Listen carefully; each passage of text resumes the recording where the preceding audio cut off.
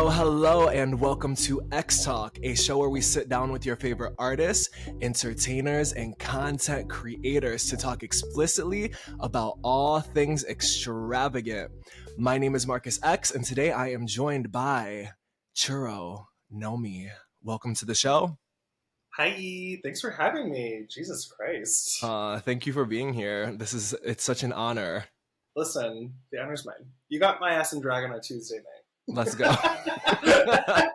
Well, these episodes come out on Fridays, so it's kind of like you're in drag on a Friday by the time this is out.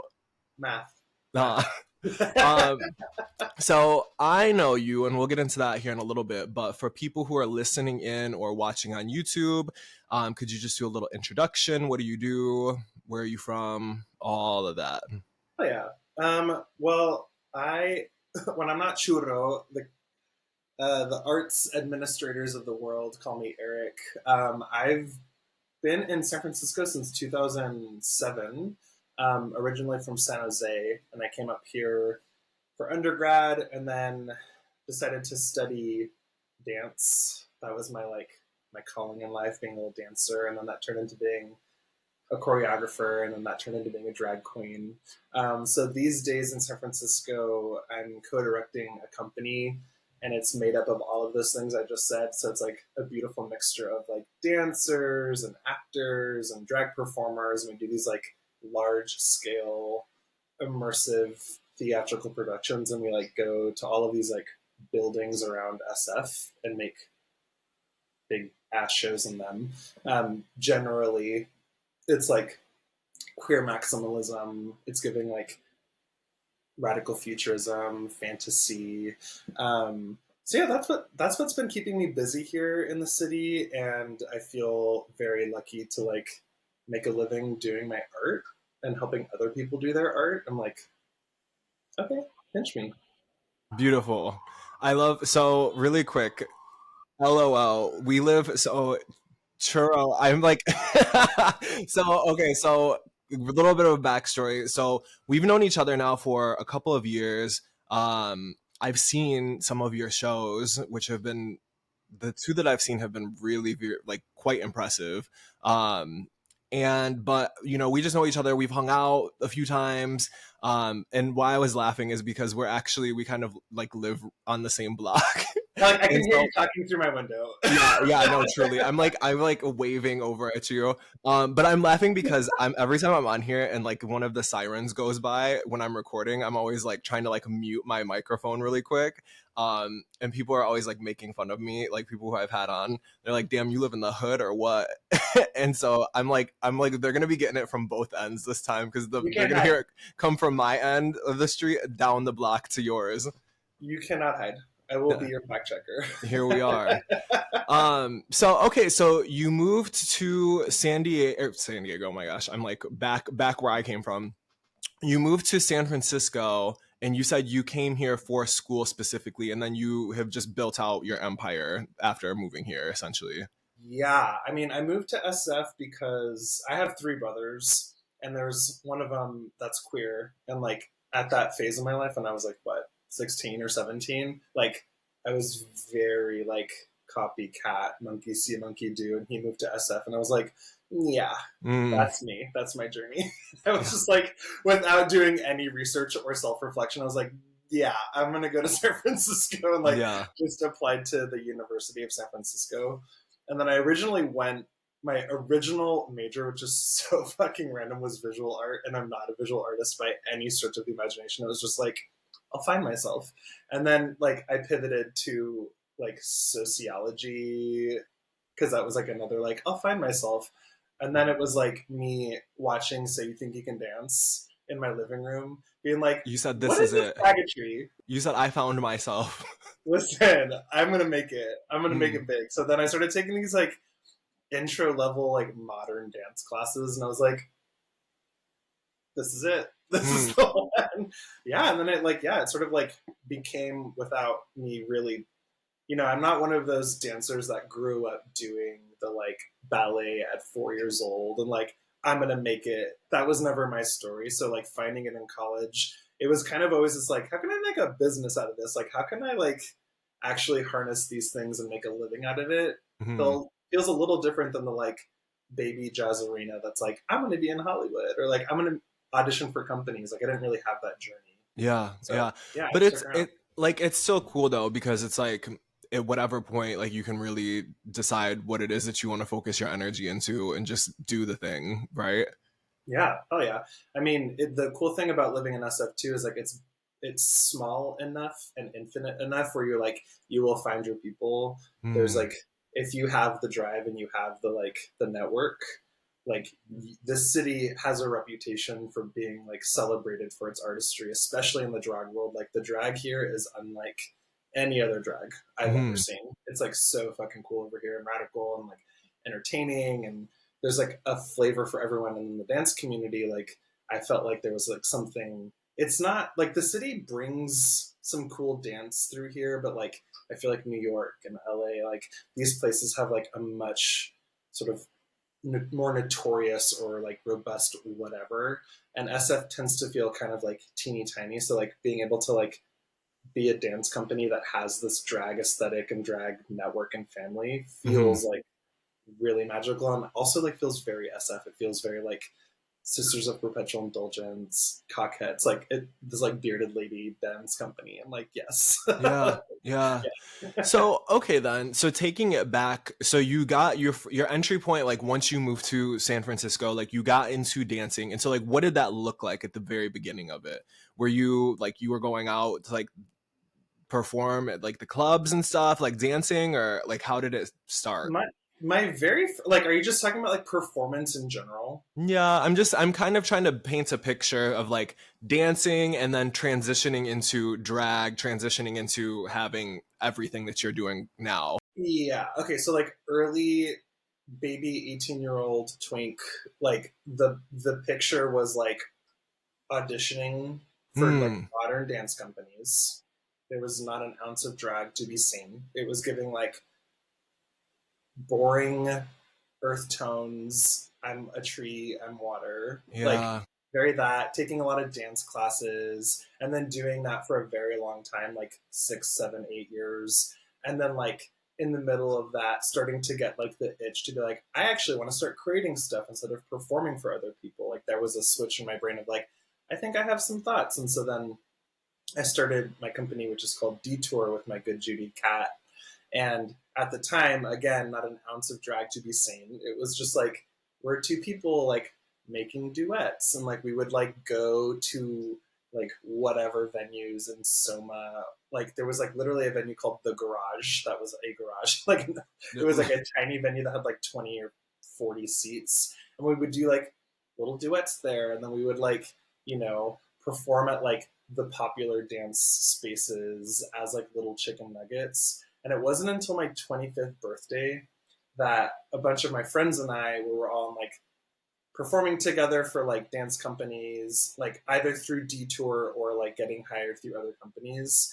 And we had created enough of a friendship where we were sort of like bopping around together.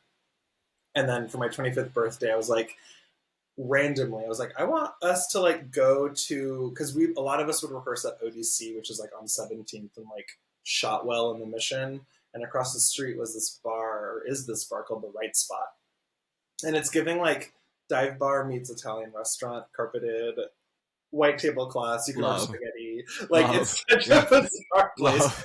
And we were like, "Can we do a drag show here?" And they were like, "Yeah." So then we started like performing drag shows at this like Italian dive bar restaurant.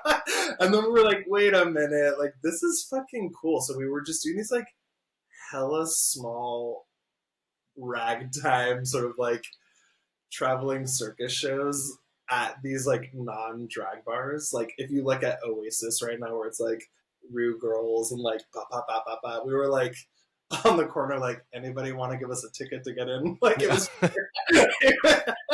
we were like the like street rats on the corner, and it was just like it felt so good and felt so right. It's cool though that you've had like this organic build, you know? Like it's like it just kind of you're like let's just go out and do some shit and like here we are. We're at this dive Italian dive bar stomping around in the carpet. Listen, we were like we and the thing is I look back at those pictures and it's like so tragic. But in the moment, I was I was, Feeling. yes. It Yeah. looked like I fell down in like a Walgreens and like some eyeshadow accidentally kind of like went on my face. But like in the moment, I was like, I'm a woman. Like But this, that's like the like regardless of what it looks like, if you're feeling it, like fuck it, right? Like fuck and it. then literally fuck it. And then like the other thing that was like I think gave me the juice to like keep doing it and like finding it. And now like the picture of what I'm doing looks very different. Mm-hmm. There's like a lot more resources behind it, and like there's a lot more time and relationships that have been built, and like now there's like a thing that I work on that's like very clear and like. But at the time, I think the thing that was just like hella magical about it was like the people that did it with me. Like it wasn't just like a solo adventure. Like it was all of my good Judies that did drag for the first time together for my birthday party. And then from then we were like, oh fuck, like this is cute. Like we all didn't have a drag mom. We all didn't have like an upbringing in drag. And it was just like us finding it together. Yeah. Yeah. And here we are 20 years later. Ah! I'm just fucking Don't with I you. look good for 45? I'm just fucking with you. So you started out then doing drag in this moment that you're describing to us, and then you just started running with it after that. Like, I don't know, like how did it continue to build from there? Delusion. I mean, what Yeah. I started doing was like, again, like the first few years was just like me booking myself. Like I was Yeah. just like, I'm gonna keep going to the right spot and like doing these shows, and like all of my friends would sort of like gather around, and then sort of like unofficially and unbeknownst to us, like a drag house was being formed, which would later be called Clutch the Pearls, but at the time it was called Drag Spectacular Spectacular, and we were just Mm. like literally putting on any shows because nobody was gonna book us. It was also like kind of pre Instagram, and Instagram now is like such a booking, like that's where you get a lot of your gigs. Yeah. So it was just like us being like, yo, let's keep doing this. And then it wasn't until like I started, there's a queen in town, Grace Towers, icon, love the gal. She gave me my first like booking outside of like me booking myself. And it was at Dick at Night at Moby Dick in the Castro. And like that was my first night as Churro, and it was just like my like heart was in my throat, and I was like cotton mouth. Like I swear to God, I probably looked like outrageous. But then that's when it was like, oh shit! Like I'm gonna start reaching out to like producers and like other bigger drag queens that are like putting on shows and being like, book me for the tip spot. You know what I mean? Like Yeah. so then it started just sort of like becoming a habit of mine to be like, all right, bitch, like go to Aunt Charlie's, do the gig, go to the stud, do the gig, like make friends. And then I started, you know, like my drag, I was like producing my own drag show. So like by going to these gigs and performing for other people, I was also like meeting a fuck ton of queers and queens that were just like, I want to do your show. So like it just started like avalanching and snowballing from there. And it was like felt very cute and very Yeah. organic. Yeah. It's always really interesting to me to talk to people who have taken a different route in building out their creative empire, and like folks who do it like very like in-person networking, like getting out, like hitting the gigs, like doing these things. It's like it's so interesting now because I feel like really we're like in this new era of social media and like Totally. performing online, or like building Mhm. an image like online, like putting shit out just online, and like you can like really build a whole thing for yourself that way as well. But like getting out and like hitting the fucking street, like hitting the pavement, like hitting the shows, like it's like such a different approach. It's like alien to me because I'm also one of those people that's like, let me just put all of my energy into like building online and like get shit that comes from that. So it's like There's it's fucking cool though. there's value to both. I mean, like there's something like really incredible about like your Instagram as like your portfolio as this like very curated like I need you to see this. Hmm. Granted, I'm terrible at managing my Instagram. I rest on my laurels at this But you're point. like, bitch, I can go out and book a show. And like sometimes people can't do that, like that are like social media little starlets. Like So you it's like, okay, but agree? like go, but can you perform? Right? You agree my Instagram is bad? Yeah. No. I mean, we all have our strengths, right? Okay, all right, I hear No, you. I'm just fucking with you. Just fucking with you. So okay. So then two things. So the first question that comes to my mind is, let's talk about like where your drag name came from, like back in these early stages. Have you always been? And I feel so like gringo. Like I'm like my Spanish is so You bad. can say churro. I'm like churro, You can say churro. gringo. Listen, Here, I'm gonna do it proper. give it to me. Give it to me. Churro, Ooh, churro. damn, that made my butthole tight. uh, That was excellent. No notes. okay, thank you. Listen, Okay, where did Churro Nomi come from? listen. I start every drag show. I'm like, my name is Churro Nomi, but everyone say hi Churro, and everyone's just like, woo. I'm just gonna say Churro. Yeah, I love Churro. like so much effort. There's like sweat beads over here on my bald There's one head, single just like sweat bead. dripping down. Yeah. Oh my god, I hate that you're asking me this question. Okay. So my very first drag name, I hate. It's so embarrassing. It's not even relevant. So the first drag name when I was 25 years old, I hate you. Like I can't believe this is even a conversation.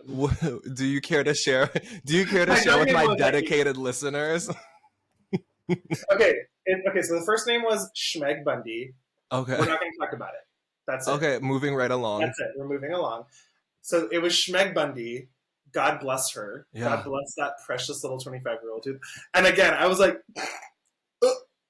like I thought I was like the moment at the right spot with spaghetti. Yeah. And then when I got booked for Dick at Night by Grace, my brother, my queer brother that I mentioned earlier, shout out to Danny, that faggot, I fully stole that name from her. So she's not a queen, she's not a performer, but she was just like, you know what's a good fucking drag name? Churro Nomi. And I was like, thank you. That's mine, officially stolen. Like, I fucking love the name. I'm a punny gal. I love puns. It's like shout out to my Cuban like grandmothers that are like, you don't know me. Like it's giving full circle moment for myself.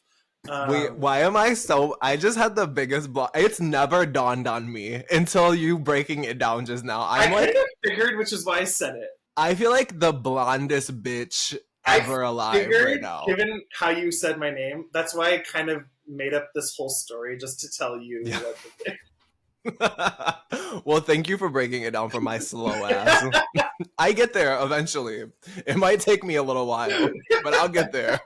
So yeah, and then you know what? Churro is just like a fucking delicious name. Yeah. Being called churro and the amount of pictures of churros and churro flavored things I get, instant joy. Do people bring you churros to shows and shit? A lot of churros, a lot of churro flavored things, Love. Yeah. Love, but also it's like birthday. But also I'd be like, okay bitch, like y'all gotta stop bringing me this shit. Like I'm trying to like get my I'm trying to like not I'm like trying not to be eating churros shit all of the time. I'm not trying to become a churro. Yeah. You're like, listen, I'm about to have to change my name to diabetes. If anyone gives me a churro, I will receive. Okay. Well, here you have it. Everybody that's listening. Churros, I'll tell you, Churro's address is no. Okay, great. So that was the first question. The second question is building out your community, because you're like mother of like a community here as well. Like you have like your little babies, all your little network of people. Shout out, I'm still obsessed with Cheetah Biscotti. Like literally have seen this bitch 2 times. I'm like obsessed. But like not just to give there, everybody is super talented that I've seen you work with. Everyone is not. Only Cheetah Biscotti. The one, the only. I wonder if she would come on the show. Oh my god, I'm obsessed with her. Do you want me to introduce her to you? I know her. I can. I'm obsessed with Cheetah Biscotti. She's so good. Let's carve out the next 20 minutes to talk only about Cheetah Biscotti. She's so good. Okay, so I'm lucky to know Cheetah Biscotti. Like, I have my little, like, hen house of babies where I'm, like, the mother of a bunch of little, like...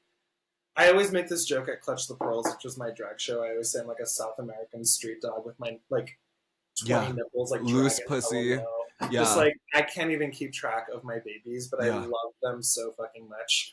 And there's, like, we're all, like, so cut from the same cloth. Like, we're all dancers and, like, gender fuckery. It's not giving like we do not fall in the like RuPaul's Drag Race sort of like gender illusion camp Mm, of things. It's much more like da-da, like putting on a show kind of a thing. yeah. So I've met a ton of people through just like the dance world that have like just become my family.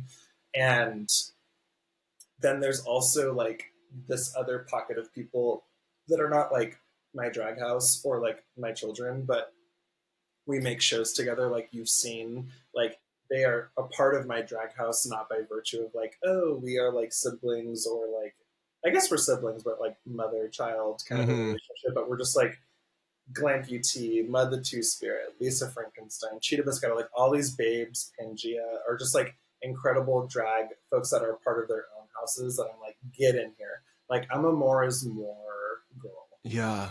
like fully. Shout out to Mud as well. I just had a show last night with Magnifique, a queen from Vacaville. Are you familiar? I think they just followed me on Yeah, yeah, Instagram. yeah, yeah, yeah, yeah.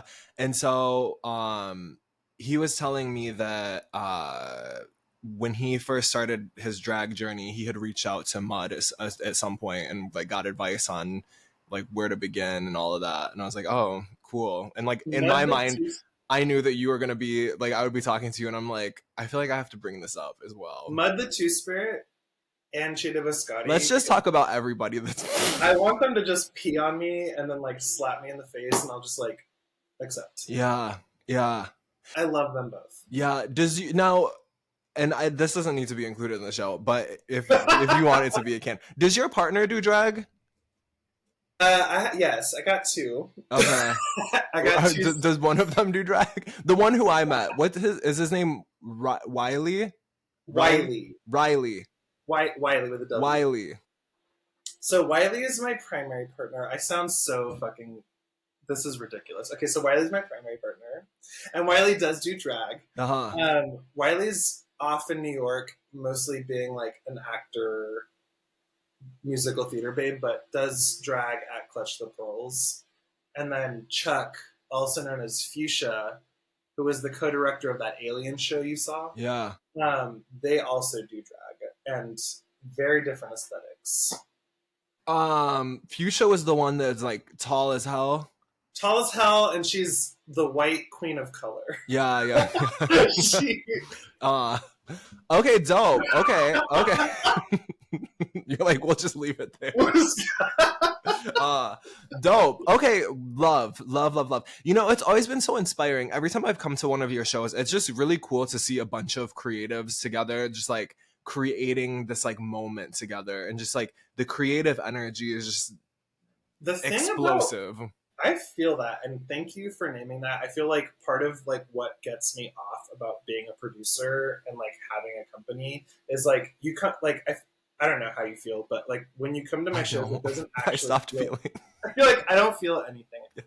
I feel like time. my shows are not like, oh, that's Churro's show. It feels like very much like everyone's like weird thing that we all made together. Mm-hmm. It's like because the shows are like they take place in like multi-room, multi-floor buildings, and like audiences get to like walk around in shoes that they want to see, and everything that you're looking at was made by the person that made it or by another person in the room that was like gifted to that person. So it's like the thing that gets made is like so charged with everyone's brain and love. And I'm like, ugh, it's like fucking dope to be in that like producer role, to be like, everyone's fucking stoked to be making shit here, and like, Yeah, that's so dreamy. yeah, that energy too. Like anybody who's listening to this, like if you're not a creative, like just like when you are creative and you're around that kind of energy, it's just like you just really like take it in. You're like, fuck, I'm so inspired. Like, you know, and like it really you bounce off of each other energetically, right? So I can only imagine the creation process. It's wild. It's wild. And like drag performers are not like generally speaking like drag performers got ideas. Like if you give them a prompt, they will take it and run with it. Mm-hmm. You know what I mean? Like if you're like, I want to do a shipwreck show and I think it's going to be in this nightclub, they're going to come to the next rehearsal with like, okay, we're going to do this lip sync, right? We're gonna, and like this is the costume that I'm going to wear, right? Like it's very like they come with the ideas versus like, I'm your canvas, tell me what you want to do. Like it's not that at all. And so it's like it's so much more interesting because you're like balancing 30 different people's like aesthetics and opinions and input. It's fucking amazing. Yeah, yeah. Well, this seems like a great time to take our first break. So for this break, we're going to play Blackout, the remix by Boris Jellic featuring Markus X. And when we're back, I want to get into production and what you have happening currently, things coming up in the future. All right, we will be right back with you.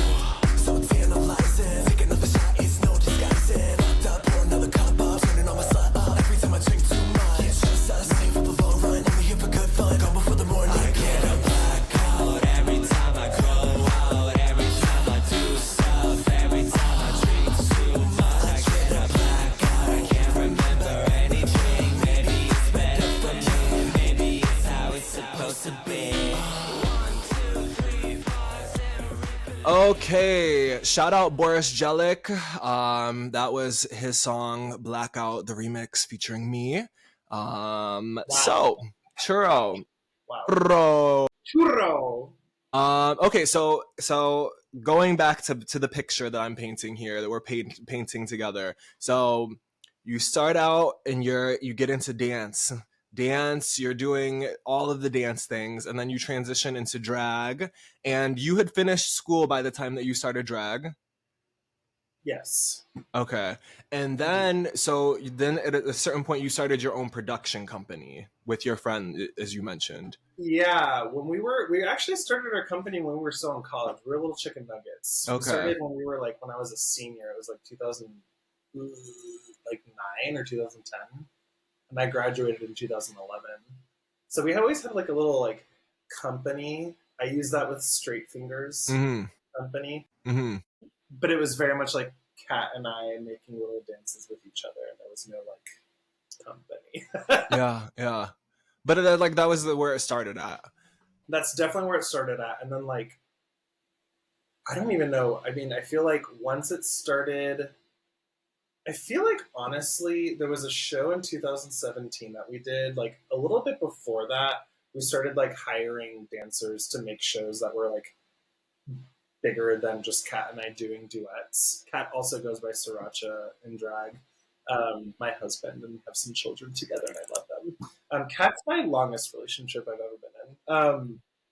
But we did this show in 2017, and it took place all over the Mission District, and it was like not at the time we didn't like label it drag, but it was like you look at it and it was like very drag inspired. Like the costuming was fantastical. Everyone had like a full fucking beat with like Mm. glitter, and it was just like it was really fantastical. And we didn't use drag as an aesthetic intentionally at that point. And after we did that show, we were like, we looked at it, like you make something and you're like so stressed out because you're like in the thick of it and you're like, okay, we're making something. It happens, it premieres, and then we're like with a scotch and like a cigar, like a month later, like what the fuck did we just do? And you like reverse engineer it. You're like, oh fuck, like that was queer as hell. Like that was the aesthetics are interesting. Like that was a really cute point of view. The audiences were really drawn to it. Like it had we did like 12 shows and they all sold out. Like it had such a big response. And we Mm. were like, Yeah, there's and then something here. yeah, like Yeah. truly, we were like, fuck, okay, like let's listen to that. And I think that's when it started like becoming more like serendipitously like us having my 25th birthday drag show, then having this dance company. Then it started to be like inching closer and closer and closer together until it was like fully like we are going to start just like having drag as part of our dance company. So like every project after that big project called Fugue then really had drag as part of the like the collaborators and the aesthetic and the sort of like the value system of like how we want to create this show. So yeah, it was like it was a really fun moment to be like, oh shit, like this is relevant to our history, our culture, like a tradition that we have as queers. Like let's fucking like blend the two in a cute way and not have it be like ornamental. You know what I mean? Like, oh, it's popular to be a drag queen right now, so let's just use that. It was like, oh no, actually, we're all like working queens and kings. Like, let's just like fuse the two. Yeah, yeah. And so at what point were you like, okay, like we're doing this, like we're producing show after show after show. Like when did it become what it is now? Well, I almost gave up on the company. So in 2019, I was like, I had an Eat, Pray, Love moment. Mm, And I was like, I'm moving to Argentina. I'm going to go to Buenos Aires. Goodbye. mm, Because what we're not talking about is like running a dance company is exhausting. Like you're fundraising, you're grant writing, you're paying people. It's like a cycle that yeah. is really, really exhausting. I don't need to tell artists that. Like every artist in their own discipline has the hamster wheel, and it's like at that point, I was like, we're just big enough where we have like a name ish and people interested in performing and people coming to our shows, but we're not big enough to be getting like all of this funding to support it. So then I was like, I am burnt out. So then I like bought a plane ticket with Wiley, my partner, and we moved to Argentina. And I was like, bye, Kat. Like, I'm ready to like, we're done. We're done here. And then one thing led to another. I was down there for like a year and some change, and then like one thing led to another, and pandemic hit. I found myself back up in SF, and it was during the pandemic that I was like, when I had nothing to do, then I was like, I guess I'll like start my artistic practice up again, because it was like dormant for a year and I was a nobody in Argentina, you know, like I was just Yeah. sort of like wearing glasses and like Yeah. nobody knows me, like very Yeah, yeah, yeah, yeah. Hiding so like away from the US government. yes, which Yeah. is sounding appealing in this moment, but Right. I was just like sitting in my house during the pandemic being like, oh shit, like let's revive the company in a meaningful way and not just like have it be, I don't know, like a side project, but like what does it mean to like fully invest and like turn this thing into a business? Mm, And so that's when it started, like during the pandemic when I had the time, I really changed my mindset. And I was like, how do I make a business out of this? Like, how do I feed myself? Like, literally feed myself. How do I get groceries? How do I pay my rent while making time for this thing? Like, what do I have to do? What is the equation of like gigs and drag and my company and other work for other people? And so that's when I started to like really nail down, like, okay, we're a production company. We want to become a nonprofit. Let's start getting grant money. And like that, we started putting effort into that. And then grant money started coming in. Also, like because of the pandemic, need I remind everyone of all the white funders were like, we feel guilty. right. Right. And we were like, we will receive, Yeah. we will take the money, please. You know, so like that, it was just like a perfect storm. And then from there, we like found a nice flow and rhythm of like funding for a project, doing the project, funding the project, doing the project. And so now we're in this like, we're, you know, it's exhausting, but we're like in a cute cycle. Like we're Yeah. doing like these big shows once a year and it's like so much fucking fun. Okay, so then I mean the question then from for me would be, do you think that you'll hit another point where you're like, fuck, I'm burned out as hell, like I need to step away from all of this? Yeah. You're like, I'm Yeah. there. Yeah, I'm You're like, I'm already there right now. no, I Yeah. mean the reality is like I feel like because I've already had that moment, and you know, it was at a different phase in the company. Um, I feel I can't say that like in the foreseeable future I'm like, oh yeah, I'm gonna be tired at this point. I feel actually like I'm thriving. I'm juiced. I'm like the Love. things are happening. Money Yeah. is flowing. I'm like, let's fuck. It's not like we're loaded. It's not like we're like we have so much money that we're like woohoo. But it's like there's resources to do the thing that we're gonna do without me like going in debt. Hmm. So that's more than what was happening before. So like I'm juiced. I'm thriving. I'm having a gay ass time and I'm loving it. And I feel like there's not like if I stopped doing what I was doing, I would like my assumption is like I would be seeking it elsewhere to be like, are you looking for a director? Are you looking for a choreographer? And there's like, quite frankly, not the thing out here that I want Yeah. other than the thing I'm doing. Yeah. But like, that's just the truth. No, I mean it makes sense. And I guess I was gonna say like producing one show a year maybe seems like a little bit more doable, but also there's so much that goes into it that it's like I'm sure it's like exhausting. It's a lot. It's a lot. I mean, like the shows that we're doing are not just like small little things. We're renting like 5-story buildings and Yeah. doing these like we're building like this next show that we're doing. It's going to be 4 stories, and we're loading in all of the speakers, all of the lights. We have to build the show from this like ground up. It's like 4 concurrent shows. Like that's a lot of energy and a lot of like holy shit, it's so much work. Yeah. You Yeah. know, like so but it's fun. It's like once you're in the rehearsal studio after you've like fundraised, then it's a gag. Then there's like Cheetah Biscotti walks in and you're like, tell me what you want to Let's do, baby. go. Yeah, like the creative energy, all of the exhaustion, like you're like, okay, bitch, like I can do this. I can it's a Literally. game time. And then there's always that one night, it always happens, where I'm like in the corner of the dance studio just like crying. And the company's like, it's okay, baby. Yeah. And I'm just like, I don't know what I'm doing. But then we carry But then on. it all comes together. Yes. Have you seen the Rihanna like Fenty fashion shows? Yes.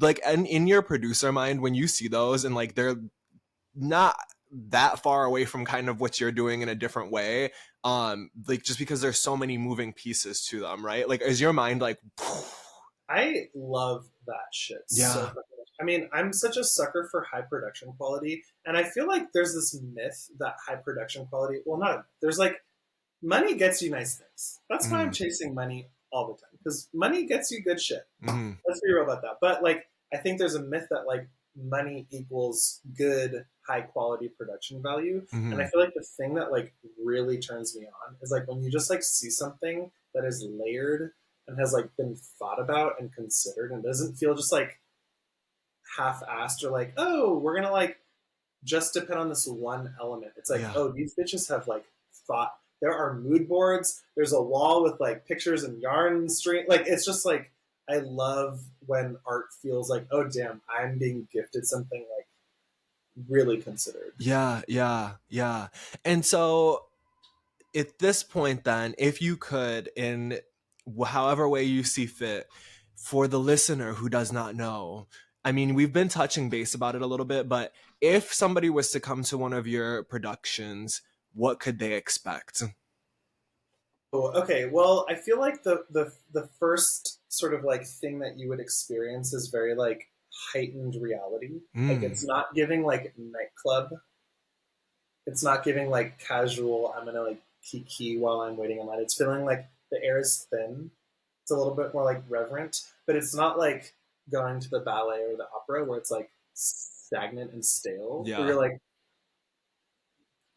so it's like a weird mix of the two. Like when you first walk in the building, we're at whatever building we're in, there's a sense of like, oh, like it's a little bit like elevated in some way, either through like the environment that we've created, through like music and sound, like sound design and set design, or if there's like performers in the space, like we try to like vacuum seal the room. Like you are transported now, like the second you've got a ticket.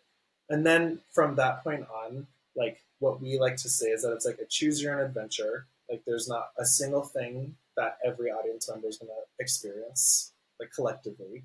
So once the show starts, you're off on your own.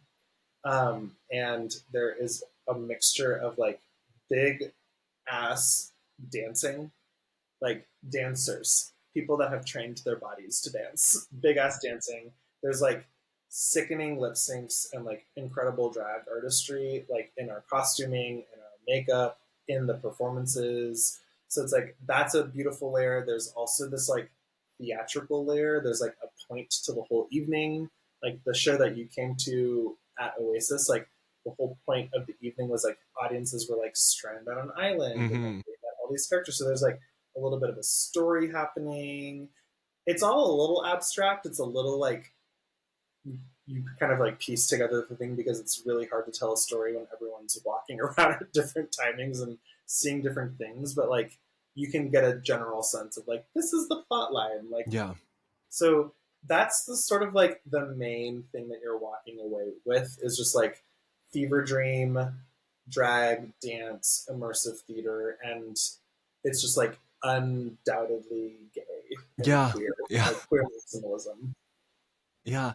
And speaking as somebody who's gone to two shows now or two productions, definitely if you're in San Francisco or visiting and a show is happening, I would definitely suggest seeing it. It's something out of, I'm not like an art connoisseur like going to like big shows in New York or anything, but so for me it's just like an average consumer of things, right? It really is like quite a mind-blowing experience to go and be a part of, and like just extremely impressive. So I know that you said that you're working on a show currently. When will that be live? Thank you for the compliment, by the way. Yeah. I receive, Yeah. as a non-art connoisseur, I accept the art review. Yeah. Um, Like this dumb bitch over here that kid doesn't even know the pun of your name. The highest compliment of the night. Listen, I'm just a showgirl. Like, all I care about when you come to my show, I'm like, I'm not trying to make you solve a puzzle. I'm not trying to make you feel anything like, wow, this is intelligent. I'm like, did you have a good time? Did we feel some feelings? Did you like something? Like, that's all. Like, I put on a big ass show because I'm like, I'm just a showgirl at heart. The next thing that we're doing is called Pompeii. This is going to be the peak of my career. This is like, this all downhill after this. Like, Love. everything that I'm working, like behind me. If you're going to a show, pick this one. This is the show to come to. Like behind me is a picture of Les Minnelli. Mm-hmm. This is like, that's my drag mom. Like this is what I'm dealing with here. So this show Pompeii is going to be like I said, it's in a 4-story building in Soma, south of Market District in San Francisco. The general like plot line of the evening, like the city in Italy, there's like impending doom. Like there's going to be a metaphorical volcano that like comes and wrecks everything. So the idea is like this is our last night. We're partying hard. It's the end of the world, and every floor is going to be like a different cinematic reference to like the Bob Fosse universe, which is like Chicago and Cabaret and Sweet Charity, like all these like really iconic, like Big Spender, all of these like really iconic dance numbers that are just like personally, I'm like, those are my wet dreams. Like those are the things I like model my drag after and like my dance numbers after. So it's going to be just like a Bob Fosse multi-floor nightclub end of the world dance party performance thing. Okay. And it's going to be in August. August. Okay. So this episode will definitely be out by then. So amazing. Where can people find information about the show? Yeah, if you go, the website is detour.productions. That's the website. Or you go to our Instagram, which, what's my Instagram? I don't know. My my personal Instagram is Churro_Nomi. And then in my bio, you'll see the Detour Productions Instagram, which I don't know the name of. I think it's detour.sf. Something like, hold on. Yeah, I'm like, let's just. I told you about an Instagram person. Let's just see. It's detourproductions.sf. Okay, so you go there or my website, detour.productions, and that's where the tickets are. It's going to be like 12 shows over the course of the month. And the building is insane. It's this like epic warehouse, and I'm so excited to fill it up with gay people. Hell yeah. Well, I definitely can't wait to check it out. And then I'll never come to another show as soon as that one's done. Please don't. Like, that's the end for me. Yeah, like, yeah. Anything I do after that, you're going to be like, wow, are you cool. having fun? Yeah, cool. And everybody who is listening, if you do have the availability to, if you live in San Francisco or plan to visit, definitely make sure you check that out. I want to jump into the second break. So we have somebody who you recommended who does DJ mixes, Kalanji Moschino. You said Churro Moschino. I'm like, What is this? Voodin? Louis Versace. Yep. Kalanji Moschino. That's it. That's the one. That's my good Judy. She's also our neighbor. Oh, for real? Yeah. Okay, shout out to Kalanji. This is the New Jeans mix by Kalanji, which is available on SoundCloud, so make sure to check them out.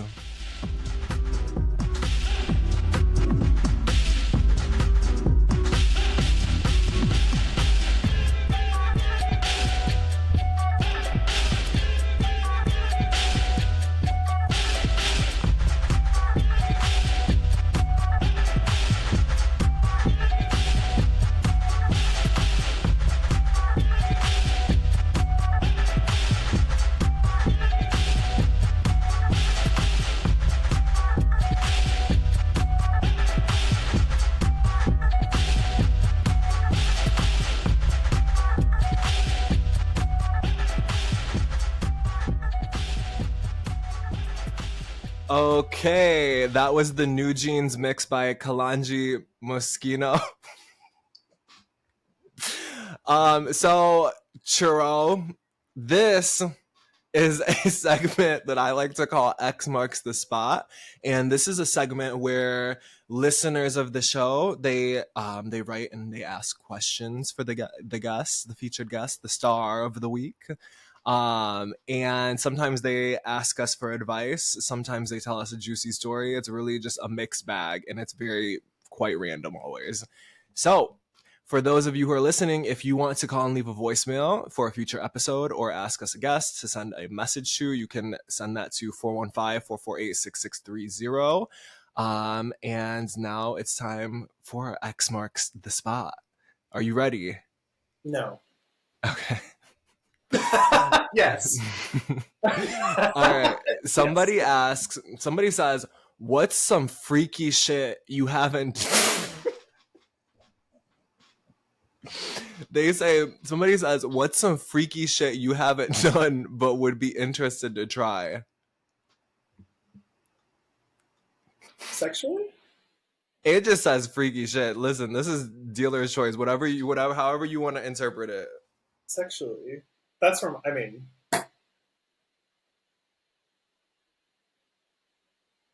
I cannot with this question.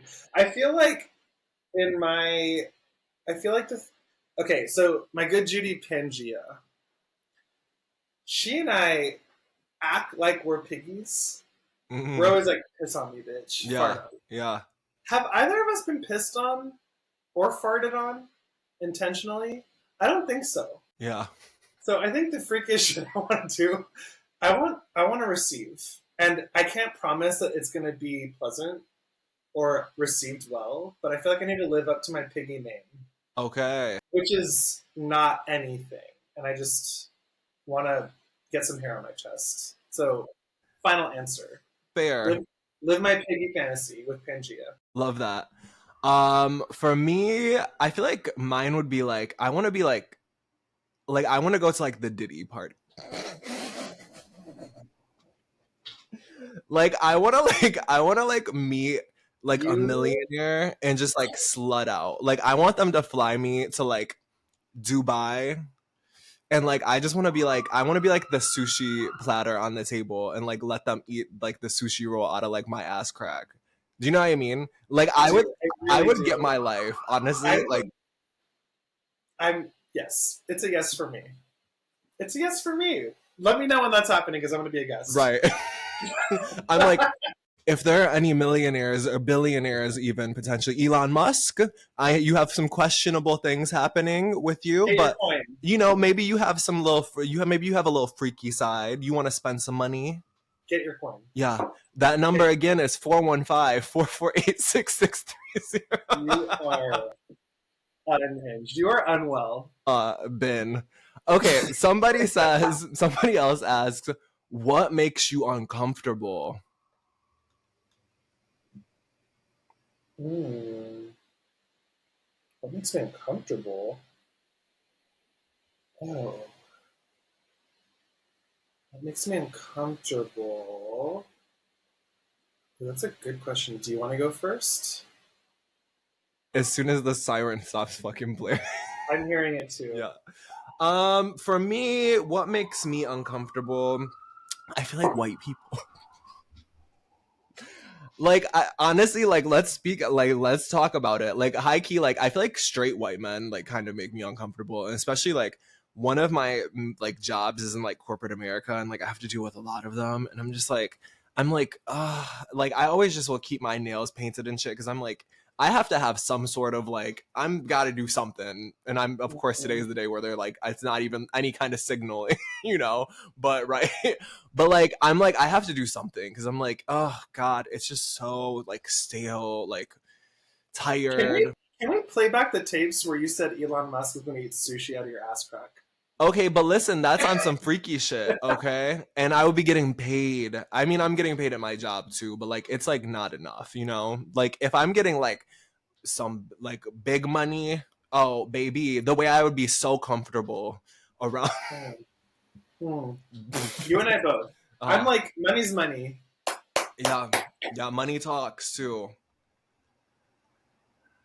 I mean, I feel like what makes me uncomfortable is people with hair. I For feel like real? people with hair, you can't trust them. Mm. I feel like bald bitches, there's something predictable, It's just all out there. approachable. It's all You out can there. see it. You can see it. People with hair love talking about how much hair they have. Yeah. They use conditioner and shampoo. What a waste. Yeah. I don't think so. Yeah, yeah, yeah. Hair, uncomfortable. Yeah, no, I feel that. Also, it's like what's hiding in there? Their masculinity, Uh-huh. the But fragility. I love like a beautiful man that has like long hair though. Same. I can get into that moment Same. cuz I just want to like Have you been with somebody with long hair? get that ass back here. Get You're, that ass back whoa. here, you know. Have I been with somebody with long hair? I'm sure at some point. I've been with a lot of people. uh okay. Somebody else says, "Oh, this is longtime nuisance of my life." Zaddy issue on Instagram asks, "Fuck, Mary, kill Luigi Mangione, Dolly Parton, or Raheem Shabazz." Do you know who that is? I don't know the last one. Okay, let me see if there's a way. Oh yeah, pull it up because I was gonna share my screen and I was gonna have to edit around this. If Raheem, there's Rhyhyeim, okay, okay. and then Wait, hold on, hold on. just type in XXX after that. Oh my god, I'm so fucking scared right now. I feel like this is revealing my true identity, where I'm a drag queen that doesn't know anybody. Yeah, you heard it here first. Churro does not support the melanated porn divas. Yeah, you heard it. She said, "Who is that? I've never heard of You this are, person." you are. It's not coming up on my phone. Okay, let me share. I'm gonna have to find an appropriate. Okay, hold on. Let me watch. I'm gonna show you. You cannot. I'm gonna show you. I'm gonna show you.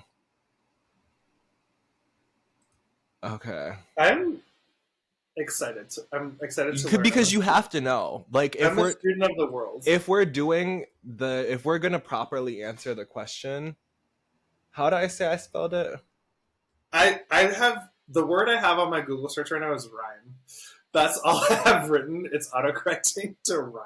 Okay, let me see here. I have to find an image that's not extremely inappropriate. Okay, I found something for you.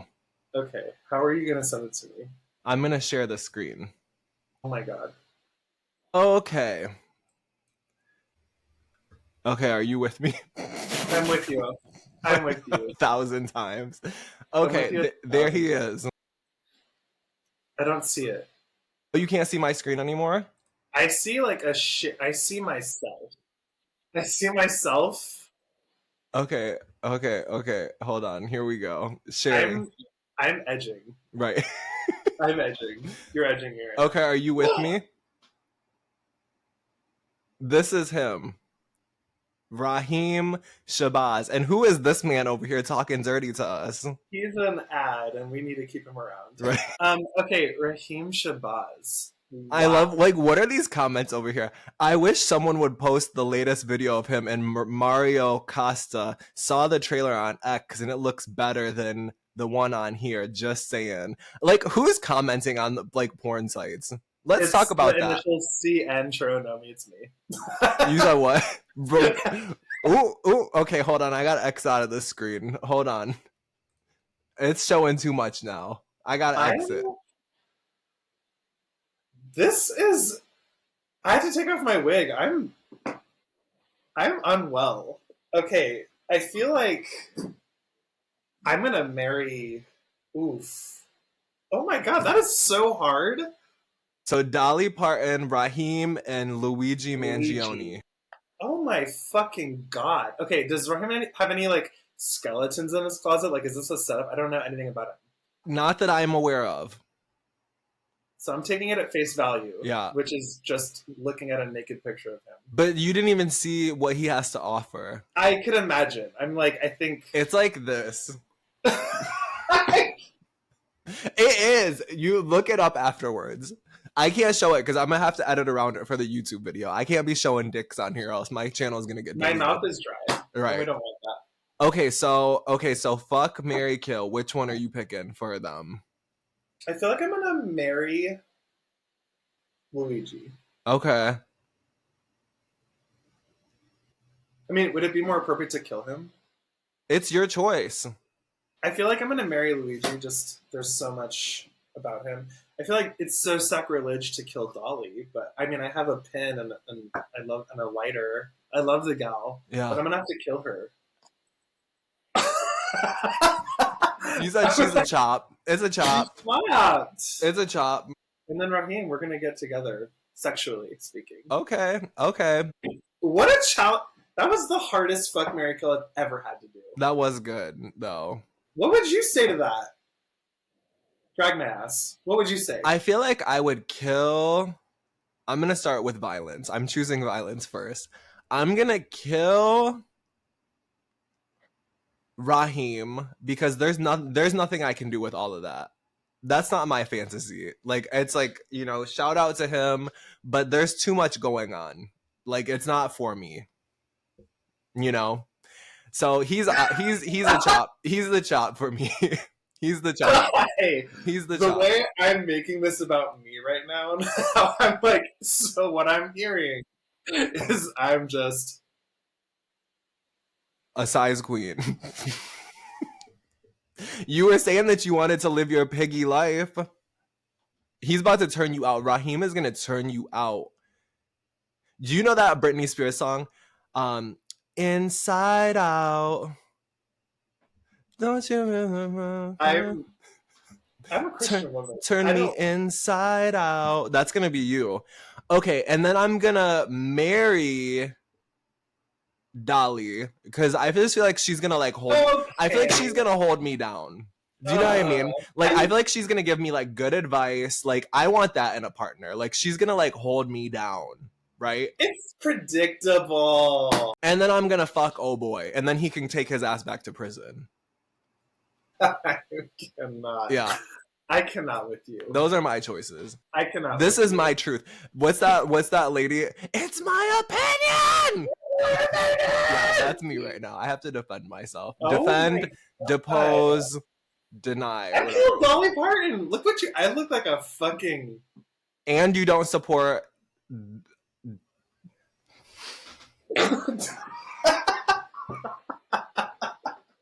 Okay, somebody else says, if you were in a horror movie, what character would you be? Oh my god. Okay, so fun fact that nobody cares about. I'm a big horror fan. Okay, like, horror? That's correct. I would be like, in my heart of hearts, I feel like I'm giving. Did you see The Substance? Yes, of course. Like, I feel like I'm giving Monstro Alyssa Sue. Like, I'm that sort of like behemoth. Amalgamation, like, yeah. I'm the killer. I know she wasn't the killer in that movie, but like, if we're talking like old school. Like I'm walking at you very slowly, Uh, and you're running in your panties, and well, I'm you know, the old movies, they always said that the trans people and drag queen men that are put on makeup, obviously the killer. So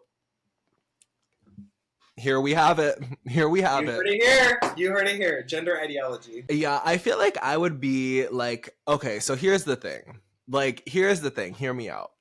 I feel like people would think, and I probably am through this episode looking like I would be the person that's gonna be like the person that's like fucking and then gets killed right after. Do you know? Like I do. I feel like that's what people would think for me. But like I feel like I'm a smart bitch. And like I watch a lot of true crime. Remember we watched that fucking We did. Survivor show, the I We did. Survived, where the lady got both of her arms chopped off? So I consume so much of that content that like if I'm out in a cabin and there's like some shit happening, I'm like, we have to leave. Like it's truly the only option. And then I'm in the back walking You're slowly like, yeah, toward. we do have to leave. Let's go outside to the car. You can help me pack it. And then I would be killed. And you'd be like, Yeah, where did he go? Like the people would be like, where'd he and I'll be go? like, I don't like. I would be like, if I was in Scream, the Yeah. first movie, I'd be like, pretend to not be the killer, but be in the circle of friends. Yeah. Like, that is like, have you? Are you watching Traitors? No. Me neither. Fuck it. Stupid. Yeah, awful. Worst show worst show I hate that's on that. I hate that TV. show. Yeah. Yeah, Stupid. yeah. I don't even talk about it. Okay, great. So now somebody else says, would you sorry. This is the most ridiculous Q&A I've ever been a part of, and I'm honored. Somebody says they said, would you ever hook up with somebody who you know is not in an open relationship? I think they're I mean, implying like that you know that they're cheating on their partner. Because like if you could be single and not be in an open relationship. so the given circumstances, I know that they're cheating, or I don't. Like, I think you do know.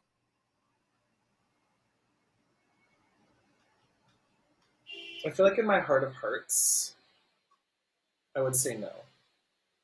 But if it was Raheem, But it was right. I'm a Christian woman. I feel like I'm such a good boy. I'm such a good boy. I feel like if somebody were like willingly telling me that, I would probably be like, I don't know. I don't know about all that. yeah. If it came out after, I'd be like, sucks Yeah, to like suck. I didn't know.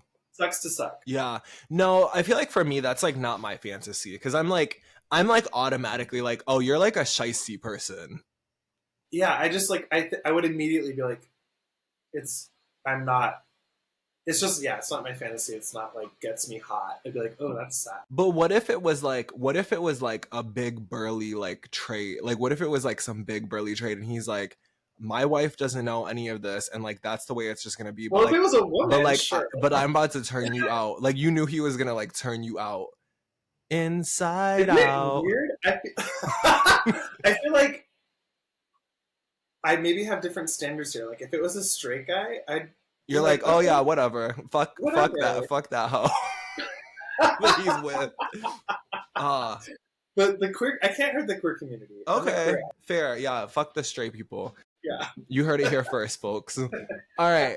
Somebody else asks, speaking of, they said, why are gays so mean to each other? Here we go. Why are gays so mean to each other? They're just. I feel like in my world, in my little fantasy, all of my queers love up on each other. Yeah. That's my reality. Yeah. That's my reality. Okay, fair. And maybe the gay people that are mean to each other, they're just like, they need to do some time travel. They need to heal. Yeah. That's their journey. That's their journey. But I feel like I'm around a bunch of like loving faggots. Did I say that on the air? Yeah, of course. I think we've I'm already like, said it a few times. yeah. Yeah. Do you have an opinion on why gay people are so mean? I think that a lot of it's like it could be like clickiness, but that's like I don't know. It's like people who are like abused through their lives then become like the abuser type shit. Do you know? Like it's Hurt like people hurt people. yeah. Like maybe it's something like that. Um yeah, and like high school shit, like clicky, like catty type shit. But I don't know why. Like I'm not a psychologist. I'm gonna go out on a limb. Like there are some queens in town. Like I'm not gonna name names, but like there are certain queens that when you're in the green room, you're like you're thriving on this like exclusive, exclusionary thing, and I'm Yeah. like, there's just in my ripe age with my cigarette that's mostly ash, and I don't even smoke. I'm like, Mhm. you're insecure. That's Yeah. all I come to Yeah. in my opinion. Oh, yeah, maybe that's what it is. It all just boils down to insecurity. That's my hot take. I'm like, if you're mean, you are trembling. Right. You're scared. Because it's like if somebody's confident and like they're standing in their power, it's like you don't need to like put somebody else down. Mm, Yeah. mm, Good question though. wow, psychology. Okay, now somebody else writes in and they say, "My roommate is a slut." He always, Period. yeah, literally. That's He it. always is bringing over different dudes, and I'm definitely not slut shaming, but Mm-mm. But sometimes it does feel like a revolving door. Do you think I should talk to him or just leave it alone? I think I need to inquire within. I have follow up questions. Do you feel unsafe? Hmm. That's my first question. Because if not, let the bitch do her thing. Yeah. You need to move if you don't like it. Yeah, like if it's bothering you that much. Yeah, but like if you're feeling unsafe, sure. Have a little like early morning like on the balcony like can we chat? Yeah. But otherwise, let your fucking roommate fuck. That's my opinion. Yeah, I don't know. yeah, no, totally. I mean, that's a great question. Like, do you feel unsafe is a great question because it's like why are you even bringing it up? Like clearly it's something that bothers you, right? On whatever Clearly. level. So, Clearly. yeah, like yeah, I don't know, like is this person like keeping you awake? Like is it like disruptive to your life? And if so, like are you in like a lease that you can't get out of currently? Like is this somebody that you're friends with? Like Do I you feel want like to live with people? yeah, Even yeah, yeah, yeah, yeah. I feel like there's so much that goes into it. So like you have some follow-up questions to ask yourself. I stand on the side of the slut. Okay. I'm like, Okay. let this is her sanctuary. Let her, unless there's some shady shit happening, then let her do her thing. But if you're just like jealous, is Yeah. it jealousy? Talk about it. Unpack that. Yeah, yeah. And our last submission, they say, "Can you teach me how to talk dirty?"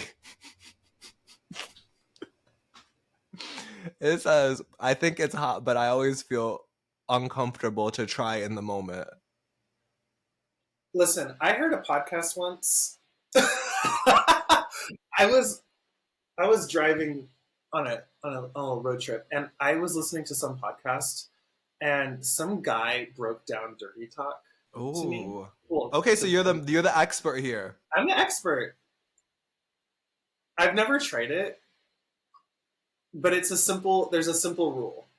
There's the past, or there's the future, the present, and then the past. So you're gonna say like the way to dirty talk is like, I'm gonna fuck the shit out of you. I'm fucking the shit out of you. I fucked the shit out of you. So like if you're nervous and you really just want to like get the words out of your mouth, there's the future, present, past. Yeah. That is my Sex in the City column response. Yeah. Yeah. Now, what do I actually do? That's different.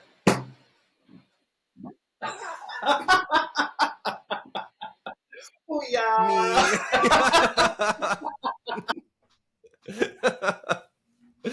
um yeah, I mean, are you somebody like would you say that you're somebody who's like do you like giving the vocals like during a moment?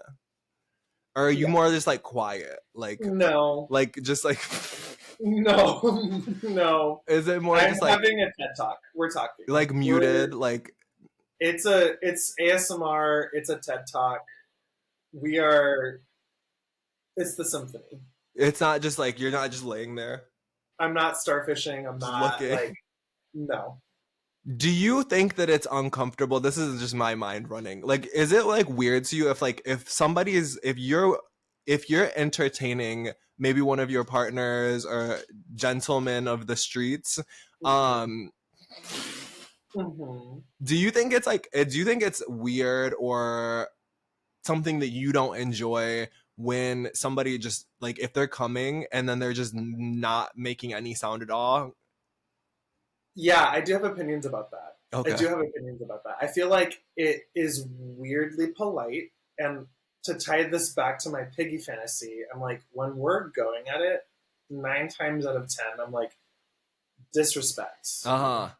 Uh-huh. Like, also give me some sort of like, I'm a showgirl. I want theatrics. I want to hear it. I Yeah. want to hear you be like, ta-da, like in a jazz hands. Right, but like okay, then to counter that then where my mind goes is like because for me, like I don't like it if it's performative. Like I don't like a performative moment. Like I'm not into like these boys or girls whoever that are like people that are like oh fuck yeah bro, like oh you're gonna fucking suck this cock, like you know. It's just like Me. No, I'm yeah. just kidding. Yeah, is that what I heard last night down the street? Yeah, exactly. You're like, churro, go Yeah, to bed. yeah.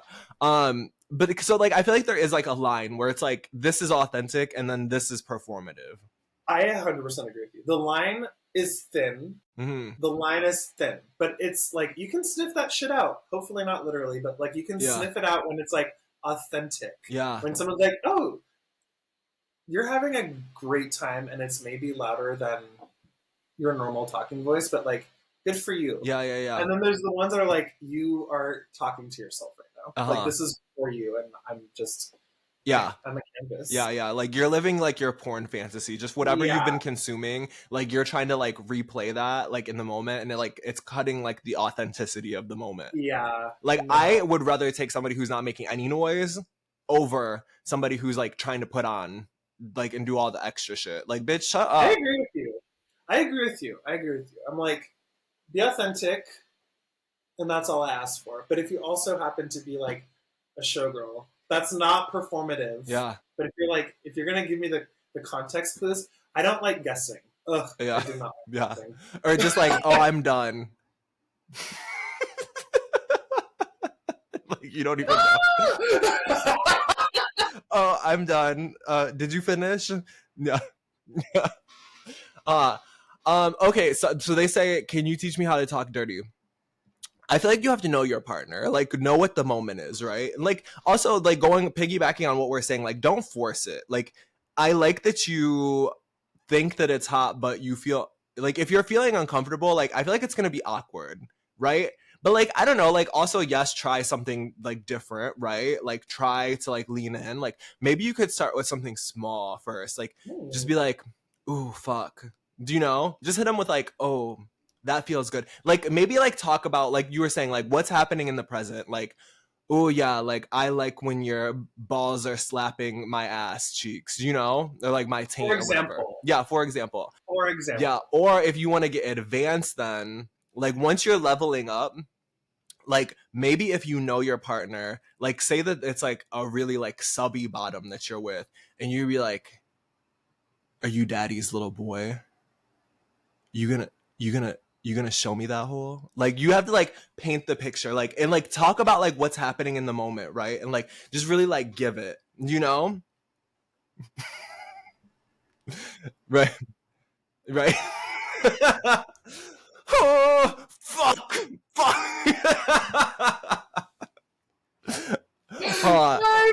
A quick story time for you. I remember a long time ago I had hooked up with this person and like they were really like giving all of that, like fuck, and I'm just like I was like I can't be in this moment anymore, like it's like so much. Yeah, like I'm like, and then like when they came it was like like I'm just like what is happening, like how do I not laugh in your face right now? Like I'm happy that you're on the opposite end of the spectrum where like you're able to experience your pleasure, like, and that's what it like you're like really feeling it, but like for me I want to laugh in your face. It's such a fine line where I'm like in those moments, like personally I'm on the same page as you. I'm like somehow I'm non-existent here right now in this moment. Yeah. And then there's another part of me where I'm like, they're having a moment. Yeah. Like they're like, let them live their moment and like live their fantasy and get their pleasure. And then also it's like, but it's undeniable that it's like, uh, you know what I mean? Yeah. Like it's the like, oh, maybe that's like private, or like check in with me. Mm-hmm. Mm-hmm. Check in with me. Dirty talk. Ask questions. Do you like Does this that? feel good? Do you Yeah. like that? Yeah. Yeah. Do you Yeah. want this? Yeah. Yeah. What do you want? Yeah. Yeah. Tell me what you want. Yeah. That's not a question. Both fists? Are we? Can I go up to my shoulder? Did you drink water Right. before you piss on me? Right. Oh God. God, I don't know. Whatever. I was just telling somebody. I don't remember who. I've been doing so many of this. Couldn't tell you who I was speaking with, but I was speaking to somebody on the show, and I was telling them they've never been to Folsom before or Dory Alley, and I was telling them about like the piss pool. Yeah. It's like always like, and like it's like 5 o'clock in the afternoon or like in the early evening, and it's like it's just filled with piss that's been just like hot all day long, and people have been like rolling around. Yeah, so in my fantasy, what was the original question? Like, How can you teach me how to talk dirty? No, like early on. Oh, what makes you uncomfortable? Oh, no. What's some freaky shit you haven't done but you would be interested to try? You want to be in the piss pool? I like in my realest self, it's a no. But in my highest self, my goddess self, Yeah. me and Pangea are like statues in the piss pool. Okay, well this year. Will I vomit? Probably. Why haven't they started? I love that I've just fully dragged my friend Pangea into this piss play thing. Why haven't they started a number 2 kitty? Oh no! Too far. I mean, there are people that are into that.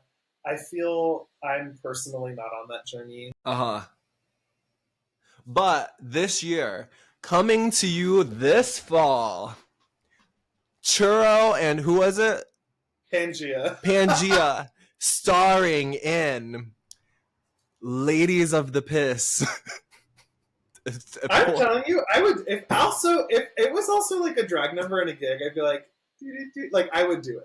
Well, it's like yeah, why not? Fuck it. Like especially if it's a part of like a number, like yeah, like let's make somebody uncomfortable. That's how sick I am.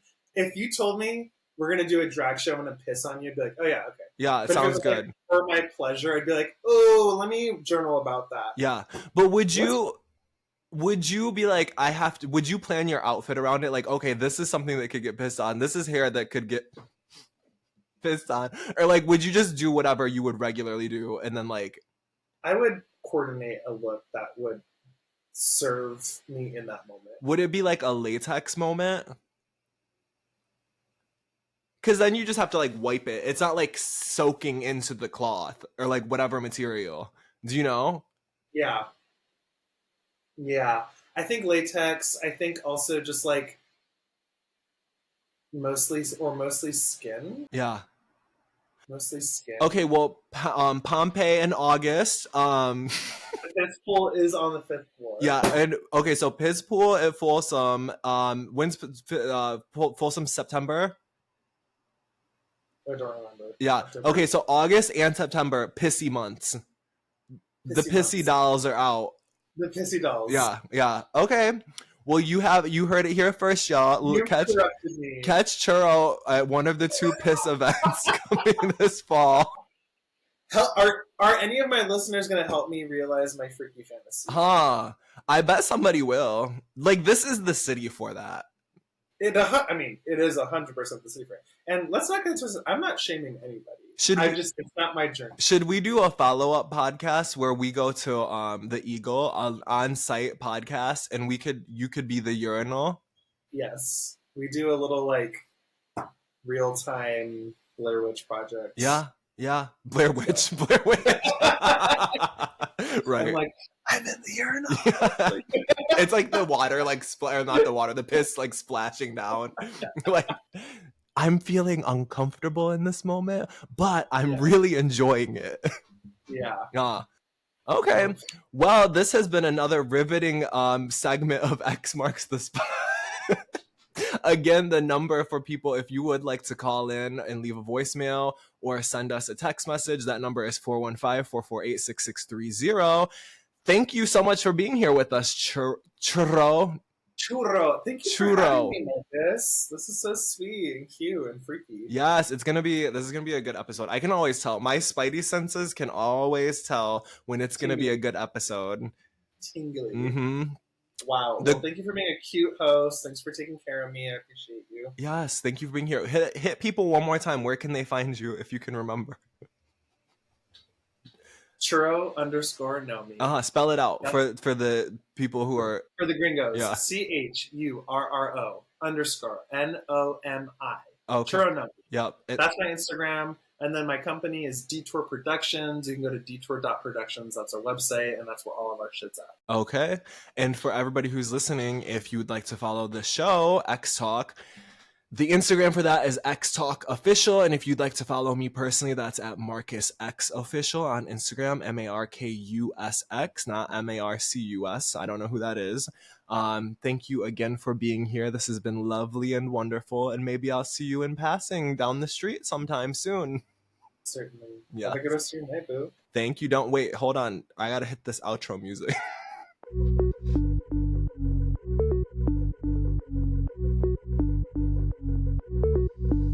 This that X Talk, body rock, give us everything you got. X Talk, never stop, tune right in, you know the spot. X Talk, body rock, give us everything you got. X Talk, never stop, tune right in, you know the spot. And